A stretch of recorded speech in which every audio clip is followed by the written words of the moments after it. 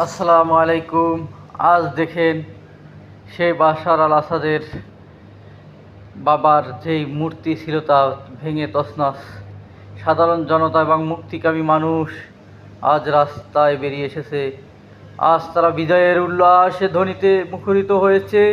সিরিয়ার সেই শহর দামেস্কের দিকে তারা সেই স্বাধীন সুবাতাস বইছে এবং তার সেই উল্লাসে তারা মুখরিত হয়েছে এই দামেস্ক শহর। আজ দেখেন তাদের কি আনন্দ, হাসি উল্লাস।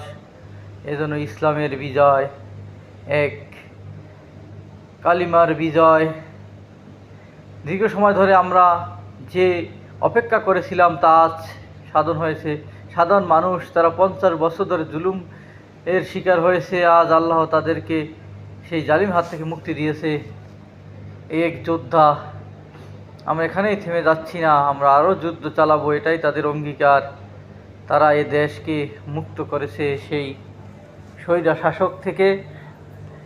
আজ আল্লাহ তাদেরকে স্বাধীনতা দান করছে, তাই স্বাধীনতার স্বাদ তারা গ্রহণ করতে পারছে। জুলুম নির্যাতনের দিন শেষ। আজ কালিমার পতাকা উজ্জীবিত হবে, লা ইলাহা ইল্লাল্লাহ মুহাম্মাদুর রাসূলুল্লাহ। বিদ্রোহী দখলের 4 শহর, এরকম করতে করতে সমস্ত শহরই তাদের কাছে। হাসান আব্দুল গনি কমান্ডার STS,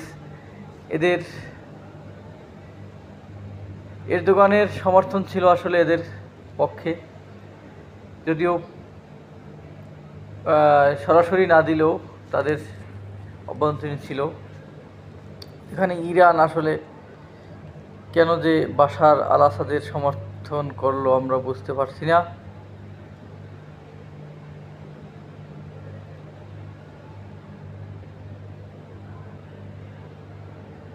আশা করি বড় কোনো বাধা ছাড়াই তারা এগিয়ে যাবে। এটা হচ্ছে আসলে এরদোগানের কথা। যদিও সরকারি বাহিনী কিছুটা প্রতিবন্ধকতা তৈরির চেষ্টা চালাচ্ছে।